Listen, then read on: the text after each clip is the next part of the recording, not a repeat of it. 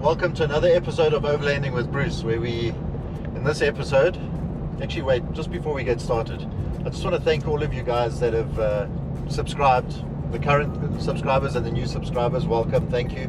Thank you for all the comments and feedback. I really appreciate it. It's exactly what I was looking for. There's some really good comments that have made me think about some options. So thank you for taking part. Please carry on. I'm really enjoying the process.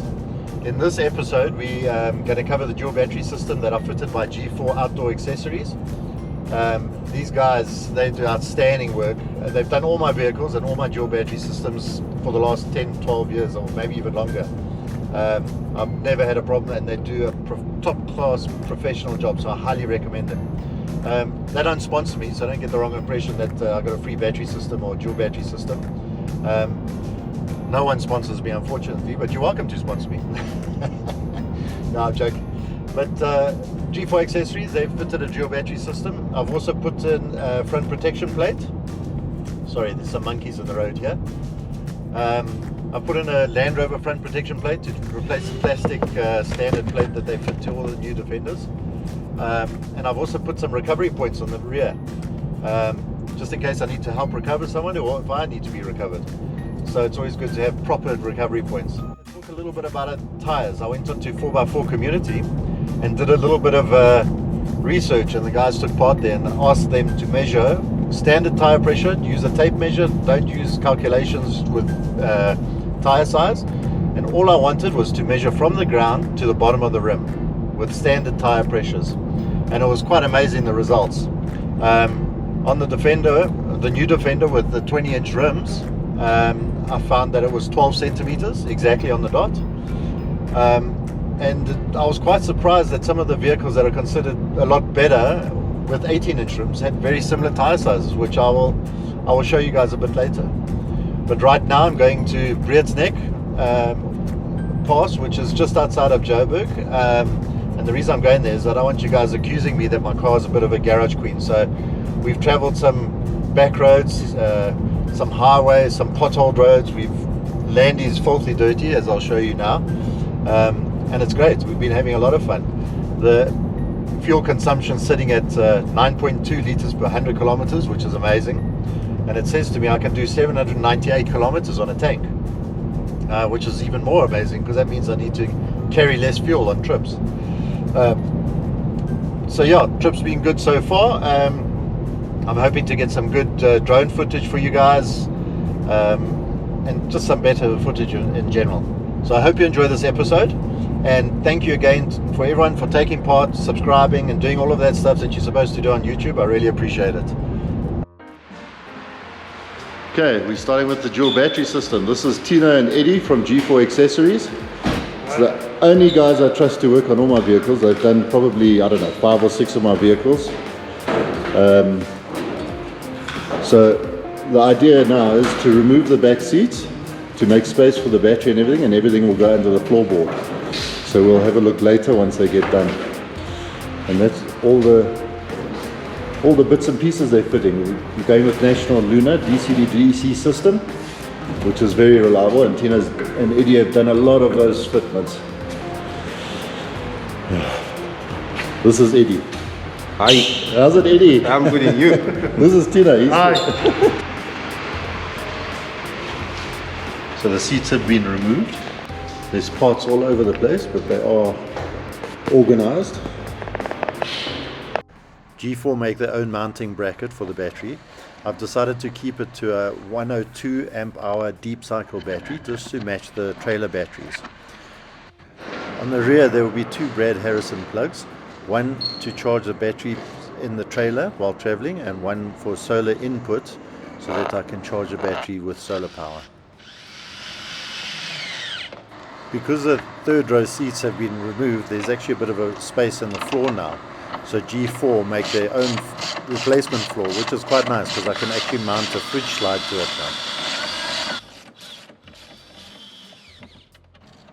The National Lunar system has its own display, which displays the vehicle battery as well as the auxiliary battery, which is quite nice. With everything all done, it took around about 5.5–6 hours for the job, so it's a big job.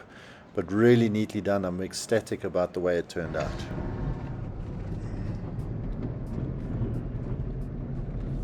The next important thing to do was to replace the plastic skid plate in the front bumper, just to add a little bit more protection for when traveling off-road. Okay, so excuse the mess on the floor. I've obviously been working on the Defender, but here is the original skid plate. You can see it's not going to last very long in the bush, especially with high middle manikis. It's going to get damaged. So what you do is you actually replace it with a Land Rover aluminium plate, including all the brackets is replaced to a much heavier duty one. So basically, hopefully you can see this, but the entire underside of the car now is protected, including the front.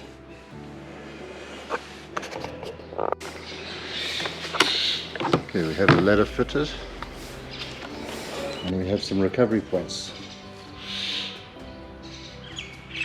They're actually on both sides, which is quite nice, so you can use either one or both for recoveries. But they're seriously big recovery points. I believe they're rated at 8 tons each or something like that. Okay, so we're looking for Breath's Neck. A little bit lost as usual, but it makes the trip more interesting when you don't go straight to your destination. Well, that's the excuse anyway. So I don't think we're too far off. I think I just took a wrong turn. It's been a while since I've been up here, so it looks a bit different. But anyway, I must say this lady handles corrugations unbelievably well. I haven't aired down the tires or anything. I just, because I just want to see how it feels, and it's actually amazing. It's so smooth, so comfortable, so quiet, no rattles. Actually, it's too quiet, because if you leave something in the back, you can hear it rattling.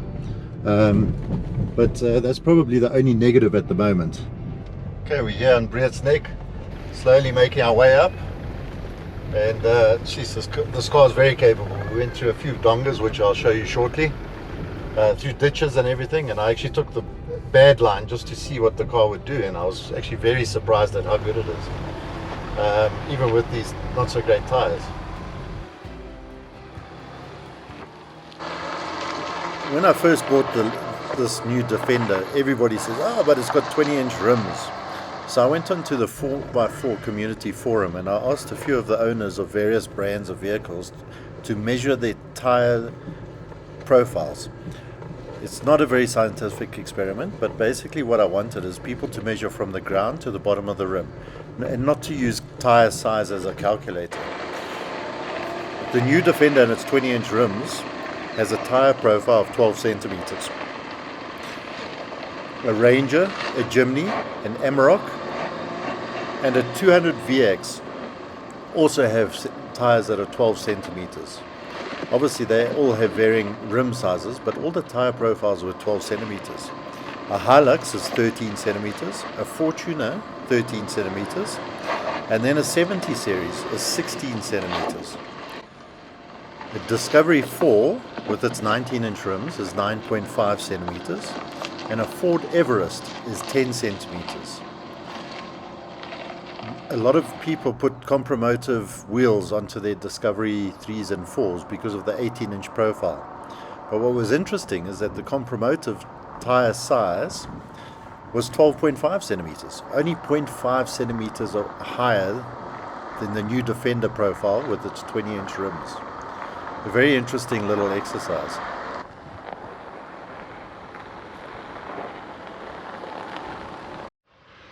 Yeah, I just want to give you an idea where we are.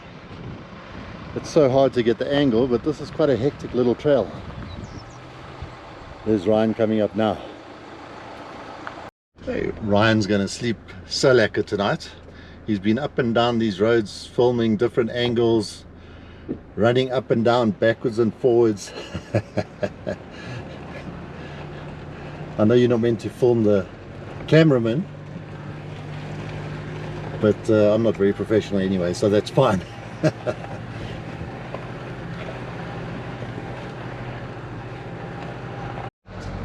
Okay, we're just trying to find a spot to park. We're doing a bit of exploring here. The parking area I wanted to stop in, people are having a picnic there, so unfortunately we can't go and crash their party, I don't think. So we're busy looking for something now. Ryan is hoping that we can get to the top of this little koppie over here. I somehow doubt it, but let's have a look. Unfortunately, we couldn't make it to the top of the koppie, but we found a nice spot to have a cold drink and a break from bouncing around inside of the vehicles. The view was definitely worth it.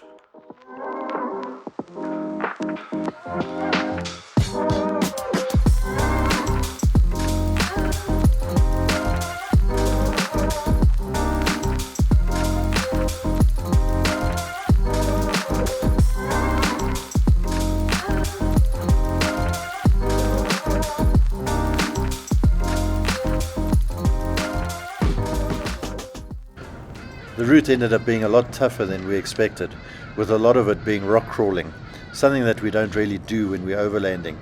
The route was definitely a lot tougher than most of our overland trips, and the new Defender showed that it could handle the route very easily. The tyres were fine, they weren't the best, but no rocks touched or damaged any of the wheels. It came close, but not that close.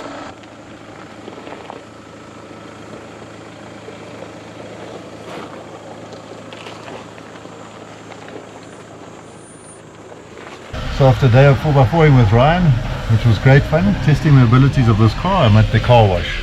Typical new owner, I suppose.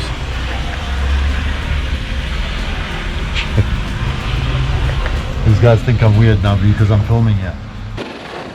Thanks to Ryan from 4x4 Ventures for a lekker day out. If you don't know his channel, look for it, 4x4 Ventures. Some brilliant content there of some of the trips that he does in Southern Africa.